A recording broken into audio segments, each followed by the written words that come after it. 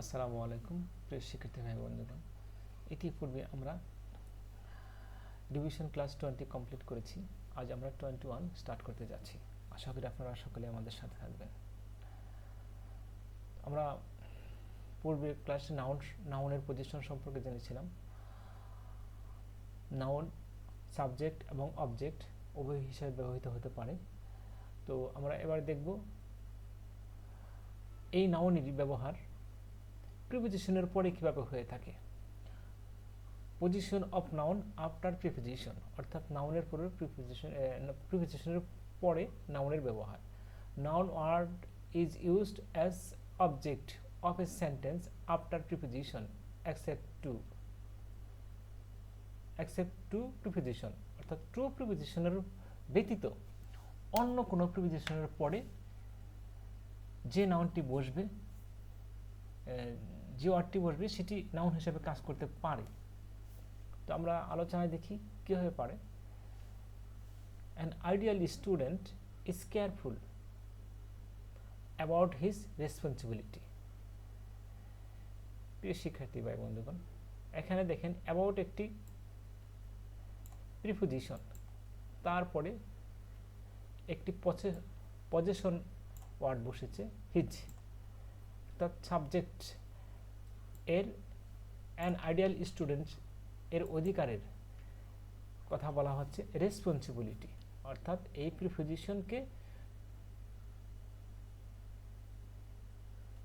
প্রিপোজিশনকে সামনে রেখে এই নাউনটি সাবজেক্টকে সমর্থন করেছে। আমরা বাক্যটা আবার বলি, an ideal student careful about his responsibility. একজন আদর্শবান ছাত্র তার দায়িত্ব সম্পর্কে সতর্ক। আবার দেখি আমরা, দি বেবি suffers from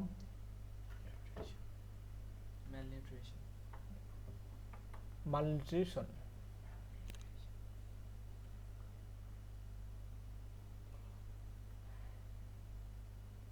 অর্থাৎ এই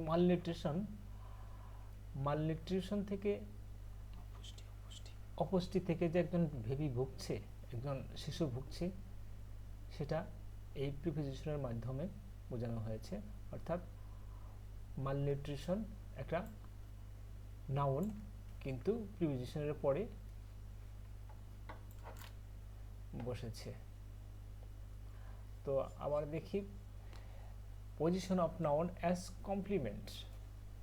কমপ্লিমেন্ট মানেই আমরা জানি পরিপূরক। তো একটা নাউন কিভাবে একটা বাক্যের পরিপূরক অর্থ প্রদান করে সেটা আমরা দেখব। Noun word is used as complement হিসাবে ব্যবহৃত হয়। উদাহরণস্বরূপ আমরা দেখি, হি ওয়াজ এ ফ্রিডম ফাইটার। শিক্ষার্থীরা দেখেন, এখানে হি যে ব্যক্তি, ফ্রিডম ফাইটার, এটি একটা সেই একই জিনিস। ফ্রিডম ফাইটার যে, হিউ সে, তাহলে এখানে কমপ্লিমেন্ট অর্থাৎ পরিপূরক হলো, সাবজেক্টের পরিপূরক হিসাবে কাজ করলো। আবার দেখি, mobile phone is a gift of modern science. আধুনিক বিজ্ঞানের একটি উপহার। এখানে গিফট কি?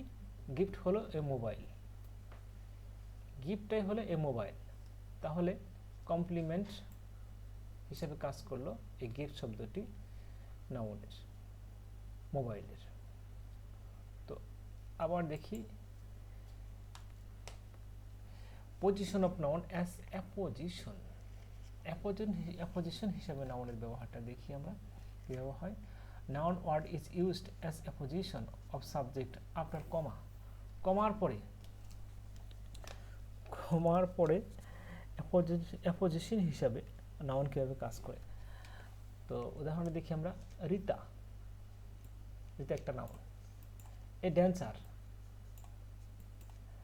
Will perform in today's program. আজকের অনুষ্ঠানে রিতা একজন ড্যান্সার, সেই ড্যান্সার পারফর্ম করবে। অংশগ্রহণ করবে। যাই হোক, এই যে রিতাকে পরিচয় করে দিচ্ছে যে শব্দটি, এই শব্দটি হলো নাউন, আর এই শব্দটিকে আমরা অ্যাপোজিশন হিসাবে চিহ্নিত করি। অর্থাৎ কোনো নাউনকে যে শব্দ দ্বারা পরিচয় করে দেওয়া হয় সে শব্দটি হয় নাউন এবং অ্যাপোজিশন, নাউন অ্যাপোজিশন। আবার বলি, সাকিব আল হাসান এই ক্রিকেটার। এখানে এই ক্রিকেটার যে তার পূর্বে যে নামটি বসেছে সাকিব আল হাসান, এই সাকিব আল হাসানের অ্যাপোজিশন হলো এই ক্রিকেটার। তাহলে পুরো বাক্যটা আমরা পড়ি, Shakib Al Hasan a cricketer is busy with his personal task. শিক্ষার্থী বন্ধুরা, আবার দেখি নাউন ফ্রেজ কেমন হয়ে থাকে। আমরা জানি ফ্রেজ সাধারণত কোনো প্রকার ভার্ব ছাড়াই গঠিত হয়ে থাকে, আর ক্লজ হয়তোবা কিছু ভার্বের সমন্বয়ে গঠিত হতে পারে। ফ্রেজ মানে উইদাউট ভার্ব।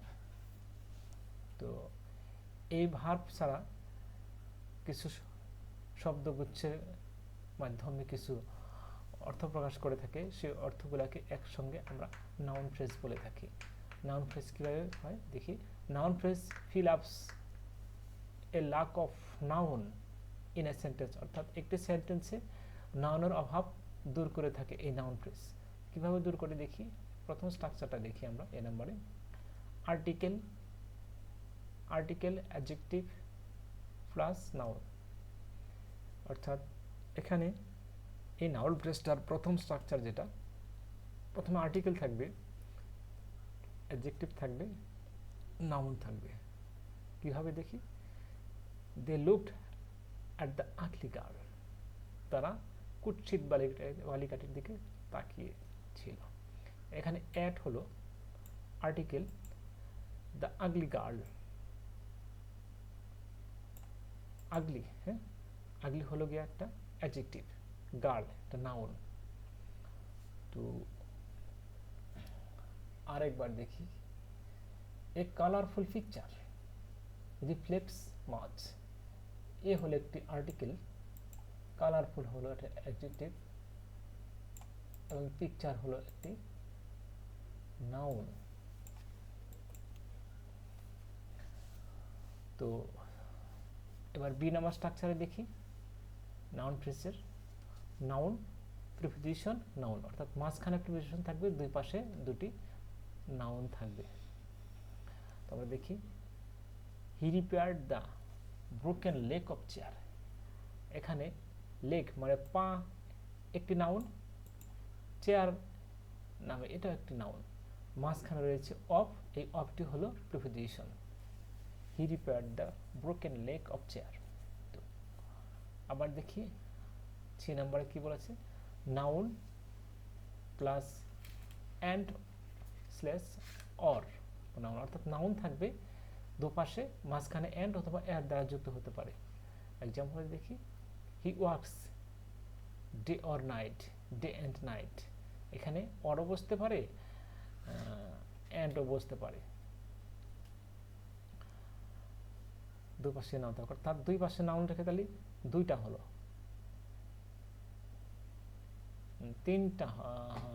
দুইটা হলো, একটা হলো মাঝখানে অর থাকবে আর একটা প্রিপোজিশন থাকবে।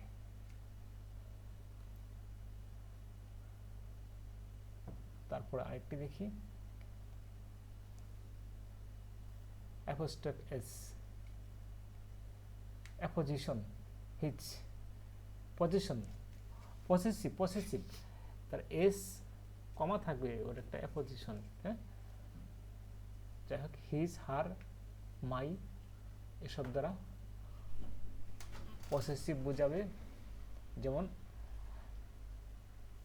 স্পিকারস স্পিচ, স্পিকারসের স্পিচ, বক্তার বক্তব্য, ক্রিয়েট অ্যান অ্যামাজিং এনভায়রনমেন্ট। তারপর হিজ ড্রয়িং, যেখানে হিজ পসেসিভ, অর্থাৎ পসেসিভের পরে এস যুক্ত হয়ে বা বক্তার পরে এস যুক্ত হয়ে আপনার এই নাউন গঠিত হতে পারে।